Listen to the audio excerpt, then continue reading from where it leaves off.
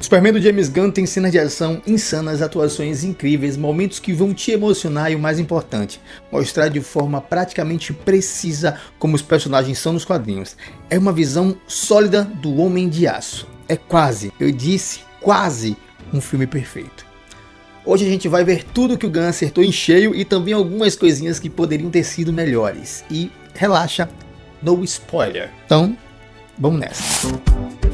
Cinema, filmes, séries e muito mais. A sétima arte é o que a gente traz.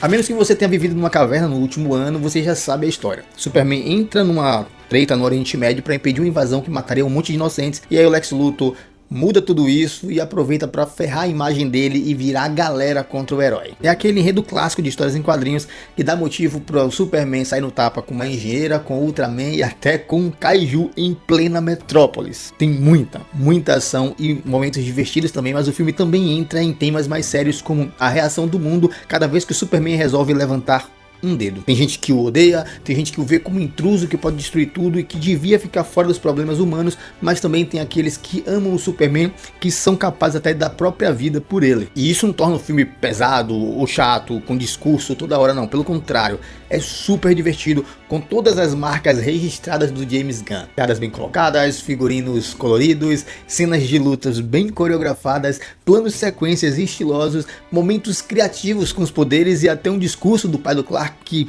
cara, quase me fez chorar. E o melhor, o filme nunca fica com aquele tom estranho, tipo aquele desastre do Esquadrão Suicida de 2016. Uma palavra define esse filme: quadrinesco. Tem o pezinho na ficção científica maluca da Era de Prata dos quadrinhos, tem buracos negros, tem universos de bolso, prédio virando naves. Gunn quis se afastar totalmente do realismo sombrio do Batman, mas também não viajou tanto a ponto de virar um circo. Tipo, tem uma cena que a Lois Lane escreve um artigo em voz alta enquanto pilota uma nave, beleza?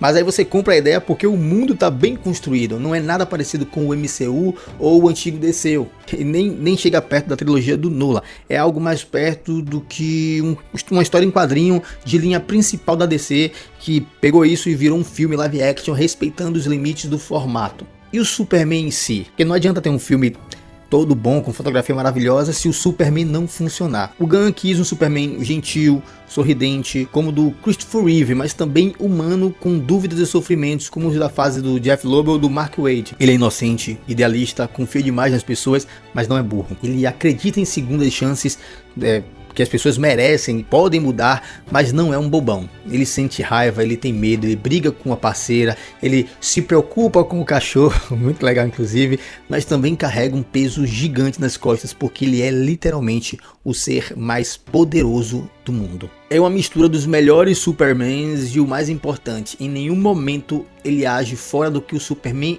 é. Corey Sweat mandou bem demais, ele impõe respeito, mas quando sorri parece o cara mais gente boa do planeta, e eles acertaram muito a diferença entre o Clark e o Superman. Corey Sweat muda a voz, a postura, até o jeito de se mexer quando tá ou quando não tá com o uniforme. Pena que ele só tem uma cena no Planeta Diário, porque ali dá pra ver como ele muda tudo pra parecer um cara comum.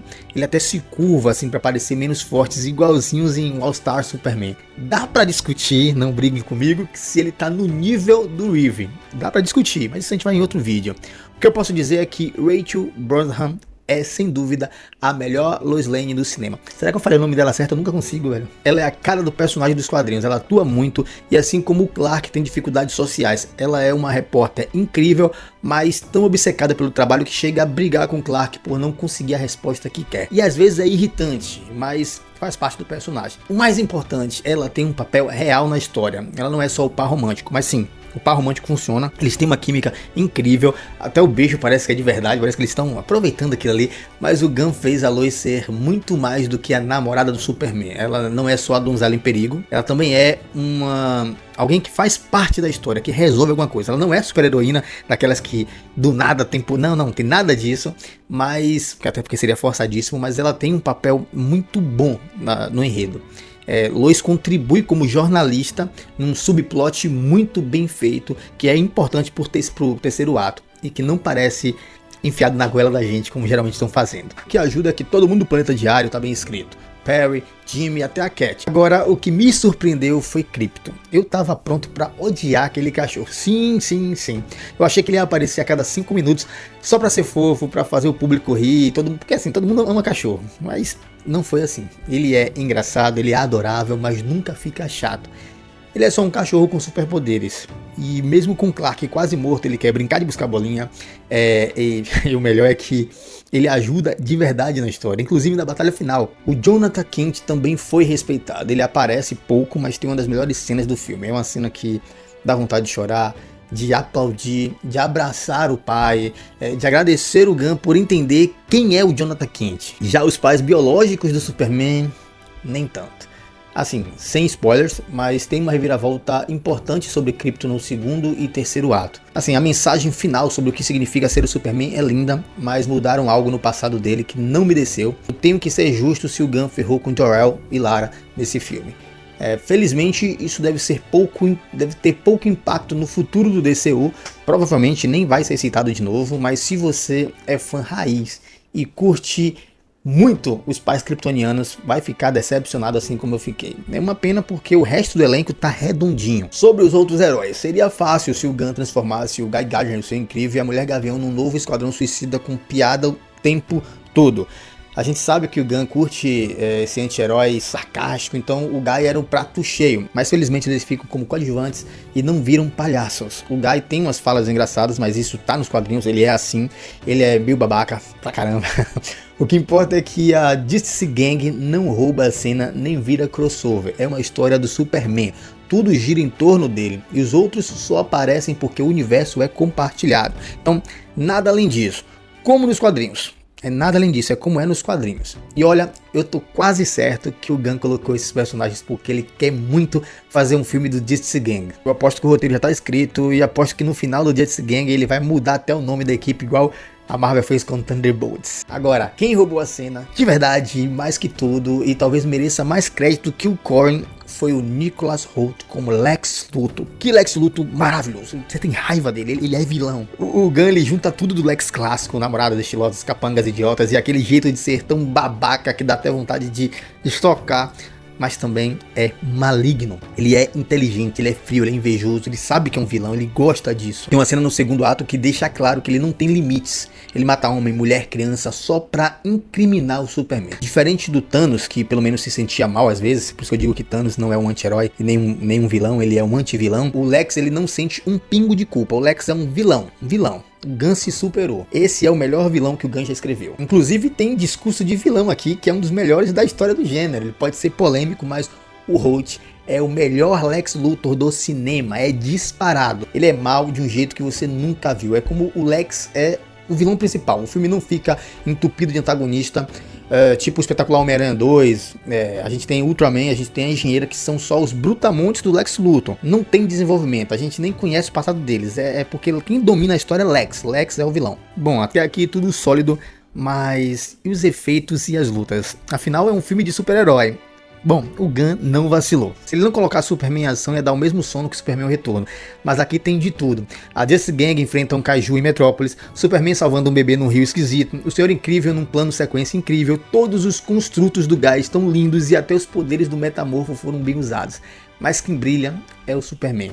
As lutas são criativas, o voo, a visão de calor, tudo filmado com ângulos diferentes do usual. E que funcionam, velho. Funciona demais! Funciona! Tô empolgado. Sopro congelante também é bem usado, eu só senti falta de uma cena com a super audição, mas pra ser justo, o filme nem pediu esse momento, então é chatíssiminha. E o Gunn compensou com cenas incríveis de salvamento e os efeitos quase perfeitos. E isso com as lutas rolando em plena luz do dia. Se tivesse efeito ruim, ia ficar bem na cara. Assim, teve duas cenas que ficaram meio esquisitas. Talvez o chroma key, a colorização esquisita, mas no geral, para os poderes malucos e criaturas em cena, os visuais são excelentes. Tipo o Krypton, que deve ter sido 100% CGI em várias cenas. A não ser que estavam tacando o cachorro numa luta e...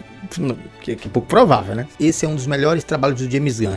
Ele fugiu da fórmula de sempre, ele entregou um filme muito divertido, estiloso, cheio de valores clássicos do Superman, tirado das HQs e que não parece cópia do Donner nem resposta ao Snyder.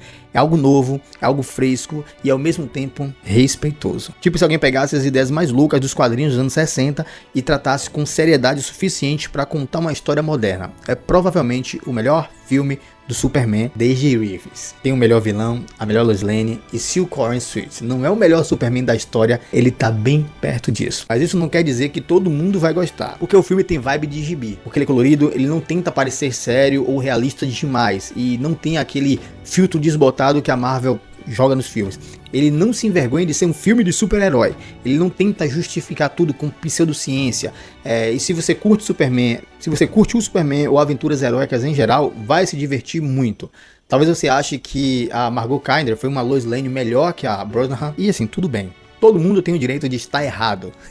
Mas é certeza que vai se empolgar vendo Superman sendo o Superman. Espero de verdade que esse filme una fandom depois de tanto tempo de treta. E assim, eu sou um cara que adora o Superman do Snyder. Sim, eu sei que aquele Superman do Snyder não representa o Superman clássico dos quadrinhos, eu sei. É mais uma tentativa de criar uma nova versão do Superman baseada no Injustice. Mas eu gosto. Só que isso não me impede de gostar do Superman do Corey Sweet, do Gunn, que é um Superman perfeito. Eu amo o Superman do Reeve e adoro o Superman do Snyder. E isso não me faz menos fã, sabe? Mas eu sei respeitar cada um e cada qual. Eu sei que o Superman do Reeve e o Superman do Corey West são Supermans clássicos, são Supermans baseados nas histórias dos anos 60. Tudo bem. Então não precisa brigar, você pode gostar dos dois, entendendo o papel de cada um. Bom, mas a gente fica por aqui, muito obrigado e valeu, não esquece de curtir, se inscrever e assistir esses vídeos aqui. E o canal tá aí, esperando por você se inscrever. Valeu!